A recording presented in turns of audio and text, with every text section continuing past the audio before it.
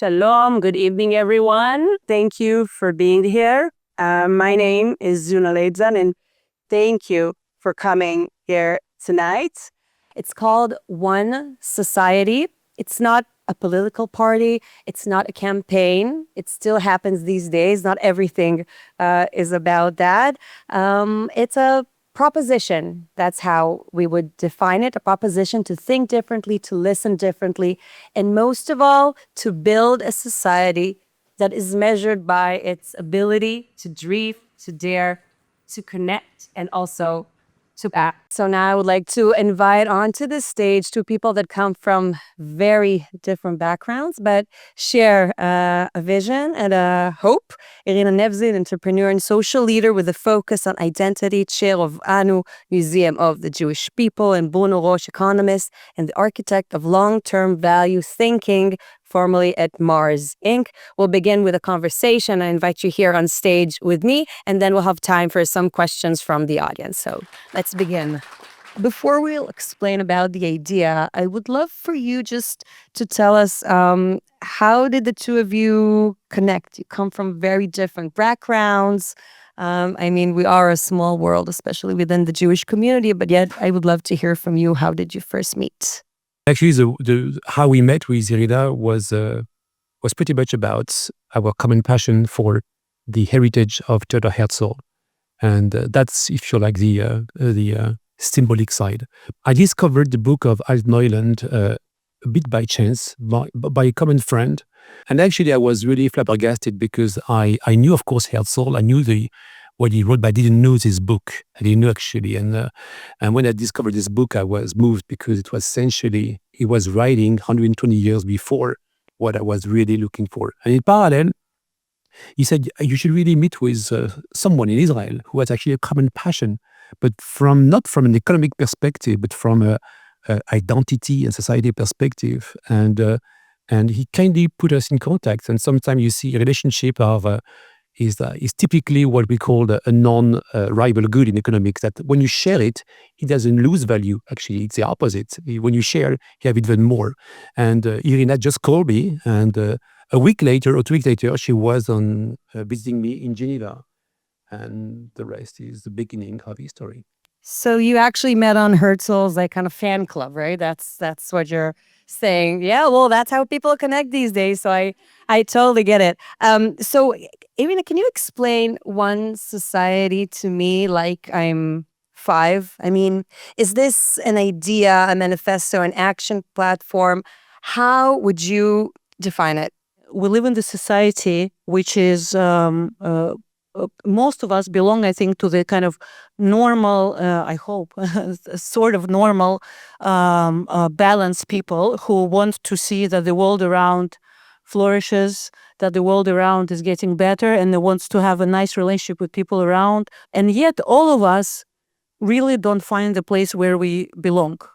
Because the world seems to be overtaken by extremists, by populists, by people who are, it's so easy, they say the simple slogan. We feel like we are normal, like common sense people, but if we try to define who we are, and if we try to define how we want the world to be, then it's intuitive, but we don't put it in words. Now, when I discovered Herzl, when I discovered Altneuland, I realized that he actually put in words the practicalities of what the just society should look like, what's the normal society should look like. What he described was a roadmap. And I think this roadmap is currently missing. And I think it's missing for 2 reasons. I think people don't stop to think about something deeper than just the slogan. And I also think it's very easy in the environment, and in no way I want to not be aware of the fact of what we live through and what our soldiers go through and what the hostages are going through. But if we continue to think in the survival mode, we will only learn how to survive a day. If we continue to think about what I do today, what I do tomorrow to survive, we'll never have a horizon. When I met Bruno, I realized that he has something that was lacking for me, which is the people of the common sense. Every ideology in the world, every political ideology in the world has an economic model behind it. Why? Because ideology is defined by who you are, what your identity is, and what's your relationship to the world. So my understanding was, after speaking to Bruno and after understanding what he developed and It was Herzl who started it, and maybe it was even before. We go back to the sources, but ultimately, what Bruno developed for the corporate world, I realized that it can actually become a mutuality, can become an economic model for the common sense people, for the majority. What I was lacking was the fact that it needs to serve the nation. Now, considering Israel is a minor city, United States-wise, right, 10 million people, there is a lot of reason for me to believe that Israel is a great platform to try things. So the initiative is to make sure that it doesn't stay only in academia, it doesn't stay only with businesses, it doesn't stay only with cities, but it actually can be a model of how you build a nation. And I hope 5-year-old can understand and relate to that. Maybe now we're going to go to the tachlis, okay? See, you already get the word. Okay, I love it. So Bruno, can you share some examples? It just happened a bit like when I met Irina. I eventually had a friend who said he's been following the work I've been doing for many years, and he's coming from the public sector, and he became the governor, the prefect of the region of Marseille in southern France. And Marseille, as you probably know, is a kind of a broken city. There is a high level of unemployment. The place is highly polluted. There is a lot of insecurity, and the crime rate is pretty high. So it's by all standards, it's kind of a broken city. And they said, well, is it possible to adjust, to adapt this concept of a virtual economy from a company to a territory, a city? And I said, we should try, and which we did. So what did you do exactly? What were the steps that you did to try and fix the city in light of these principles? Bringing together the different parties, which actually are are responsible for the issue that we see in terms of security, unemployment, pollution. And there was companies, trade unions, associations, and France being very, very democratic, it had to follow a very democratic process. And eventually, after like a few iterations, we agreed on the top systemic breakdown that existed at the level of a territory. And we say now, okay, once we have this, essentially, what is the purpose? Okay, what is the purpose of this territory? Right? Is it just to build a Riviera or no? And they say, no, our purpose as a territory is to solve all of these problems, but through profitable means. We started to move step by step into developing a new way of measuring wealth. First, it's a matter of how you look at the purpose. So you can look at the purpose of everything at the different levels. And what Bruno talks about is that you actually need to get the purpose higher. So you need to understand which problems you solve for people. You also need to be able to solve it for other people, not for yourself. Now, why are we together? For many reasons, Herzl being one of them, but also you cannot have a purpose without having your identity. So what Bruno suggests is that it can be solved as a with profitable solutions, but you need to have a focus on the higher purpose and the well-being of others, not only of yourself. Second, when we use the word capital, we're used to talking only about financial capital, and we're used to looking. What he suggests is that we look at it as a human capital, as the people around, as the social capital, as a relationship. When we talk about relationships, it's not within the company or within the city, it's with the stakeholders. Who else is involved and what's their well-being like, and how do we work with them together? Third, we're used to focusing always on the financial capital, whether it's any organization that you take, whether it's a not-for-profit, for-profit, city, you name it, you first focus on financial and then the rest. And the idea here is to switch the focus, is to switch the intention to the human and to the social and to the natural capital, and to look at it with the same level of focus. And the last thing is, and I'm a big proponent of that, the world is very complicated. You honestly cannot do anything alone. It needs to happen through the win-win partnership. So that's the principles. It sounds easy. It sounds nice. But what we do have, and that's why the universities and that's why the company, is that there is a system of measuring that actually. Because talking about that nicely is sweet, but doesn't get you much anywhere. It sounds so good. I mean, nobody will say no to that, right? But ultimately, you need to measure how you move from one to another, how you define, and what's the pain point, and how you actually can see that you measure. So in Marseille, they're very happy now, want to expand the progress, and Philadelphia is talking to us about doing the same. Why? Because there's actually proper measures, proper KPIs of the result. It is actually the benefit of the last 15 years of work we've done together. These ideas actually are quite simple. Actually, they've been expressed by Herzl 120 years ago. Now, what we managed to demonstrate, actually, this actually could be turned into an economic theory, which actually leads to a higher level of value creation and also of value shared. And that has been proven across different, we have now 50 different business cases, right? And we are now developing this in the context of a city.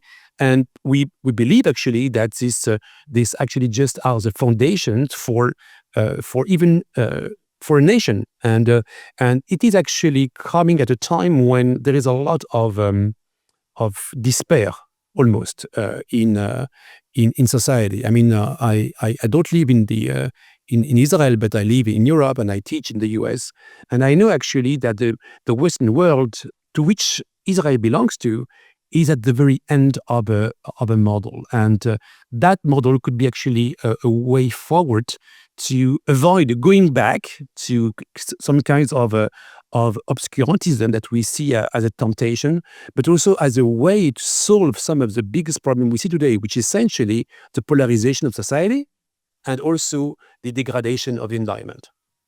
Irina, so you talked a little bit of why now, and I want to ask you that question also. Why is this in a crisis, especially where Israel is right now? We need to start in thinking about, philosophical, economical ideas, this vision where we all trying to live day by day, maybe seeing, how like the next week or next month or next year maybe would look like. And I know it's a hard question, but why now is a good time to engage and try to think about this greater vision about, what would be in the day after? So first of all, this is not a fantasy world where why now is the sort of kind of denial strategies. Let's not think about how bad the situation is now, but let's think about some world. For me, why now and why in Israel? First of all, I think this whole curve of ability to accept the innovation.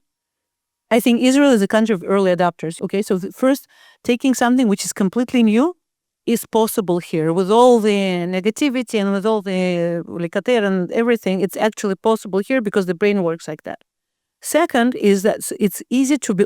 It's relatively young country, so I think all the things which people believe sometimes are sacred, the political system the way it is, the structures the way they are, then they are created by people at some point. So I think actually when it's all ruined now and it's being used and abused by everyone around, when are we going to think about creating new systems to go forward? Because it's obvious that the old systems don't work. I mean, I don't know if there's anyone who thinks that something is working currently, like anywhere, right?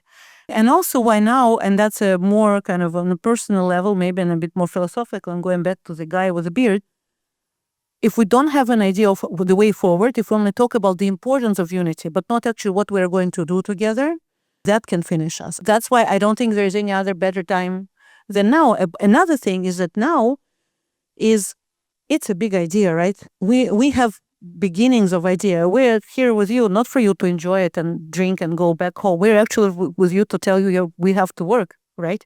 We have to make it happen. There needs to be some thinking invested about how you do that. What we suggest is a roadmap of how you could get to this forward, because let's face it, the old it doesn't work.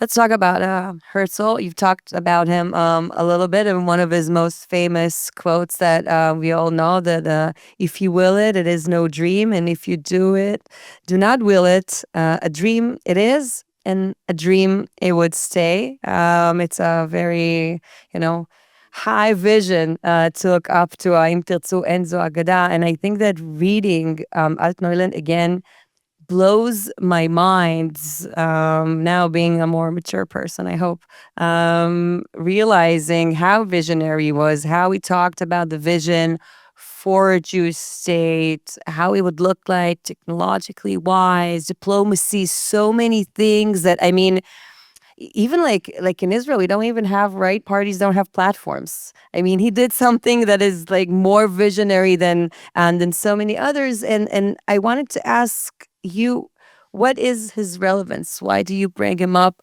How do you think that maybe something that starts like this is, people, especially in the Jewish world, love meeting up, creating this content, and maybe having a bigger vision? Why is he relevant? And maybe also an example from Altneuland, if you have like something that is very relevant, a practical idea, something that he said that we can look to now.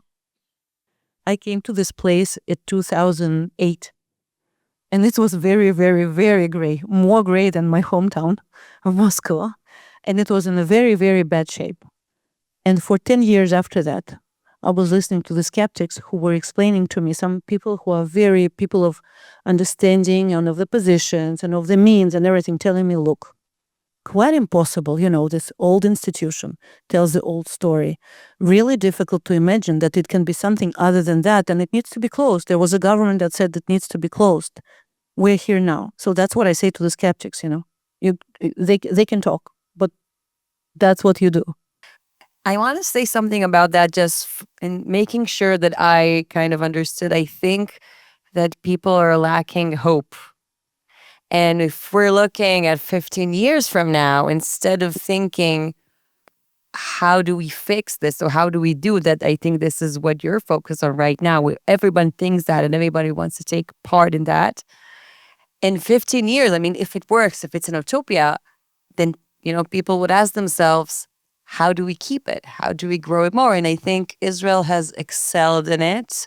And also, for a lot of people sitting here, I think that when they, think about the startup nation and how that process works and how companies here work, it's already implemented. I mean, things that people do here on a day-to-day level, the way that they think, the way that they manage, is done here. You just need to take it from the bottom up and try to think how you can scale that, because there's good people here and good minds and goodwill.